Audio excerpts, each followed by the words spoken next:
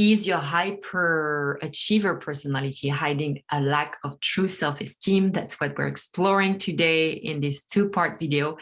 If you haven't watched part one, click on the link below for part one.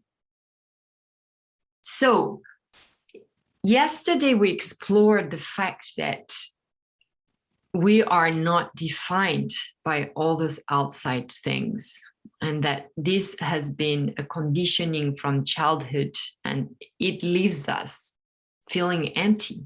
So it's not serving us anymore. So how can we define ourselves if not by this outside stuff? So to redefine myself, I started to look at the qualities I wanted to invite within myself, to cultivate. And I started to ask myself a few questions I'll share here. So the first quality is about authenticity. And the questions I was asking myself is, can I stay true to myself at any moment? Can I allow myself to feel how I feel? To feel low if I feel low, to feel good if I feel good? Can I sit with my emotions, look at them in the eyes with no judgment, and listen to the message behind those emotions? Can I allow myself to acknowledge, to feel, to honor, to speak my truth with compassion at any moment, independent of who is sitting in front of me? Can I release the need to please others above my own needs? Could I set boundaries to honor myself and others? Holding space for others. Can I sit with my friends, my partners, my child's emotions without discomfort? Simply letting those emotions come, respecting them, holding space for those people, with no advice to give, with no judgment, with patience and love. Following my heart, my intuition. Can I connect to what energizes me in life? Follow my heart, that spark, take risk, fail, and come back up again. Courage. Can I find courage to speak my truth and release the fear of failure and embarrassment? Can I speak up against what I see as injustice? Understanding for others. Can I listen, truly listen, putting my ego and opinions aside? Imagine myself in someone else's shoes, feeling, understanding, even if their views are very different than mine. Can I understand and love people even if they decide to let me go out of their life? As a friend, as a partner, as a lover, can I truly respect their choice and not lower myself to get their approval again? Oneness. Can I look in the eyes of the different, the homeless, the poor, the discriminated, the weaker, without discomfort, without feeling separated from them? Curiosity. Can I keep myself curious, engaged with new learnings, ideas, new activities? Connection. Can I keep my heart open and soft despite the hurt from the past and even to those who hurt me? Can I truly celebrate others' joy and successes without comparing myself to them? Wisdom.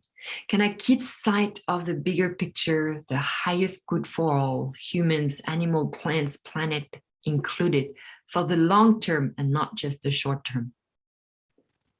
Can I enjoy life? Can I give myself permission to laugh out loud when I feel the urge? Can I find beauty and maybe even joy in every moment of life? Gratefulness. Can I remain grateful for the smaller, the bigger things in life? The air I breathe, the beauty of the world, my house, the food I eat, my kids, the smile from the cashier at the grocery store. Grounded. Can I keep myself grounded, living in and taking part of that social world we live in, and not get lost in my meditative state? Can I keep it real and sit with all humankind? Self-love.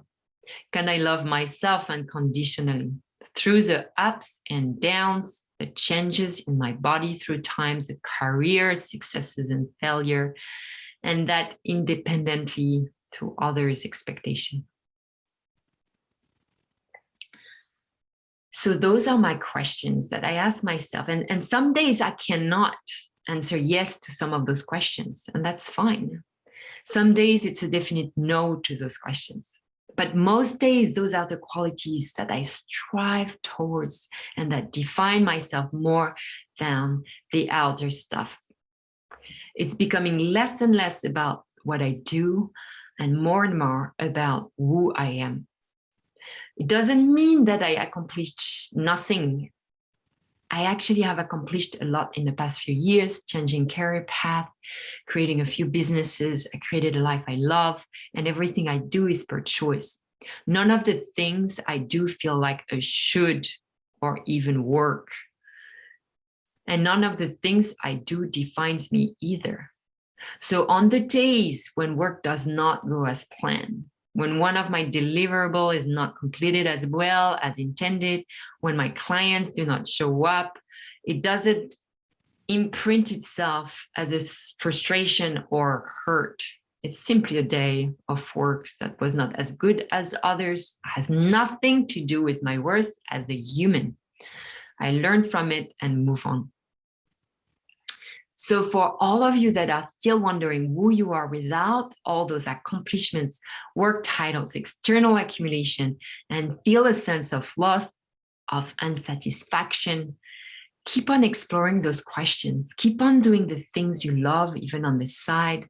Those little inspired moments and action will lead you to more clarity. Of course, all those beliefs have been imprinted in your mind body for a very long time. So some of you might not be able to actually identify some of them. So you might need some support along the way to reprogram new beliefs in the mind body, to reframe, to discharge emotional memory, to re-imprint new meaning to those childhood scars. Support can come from a coach, a therapist. You can start with a trusted friend.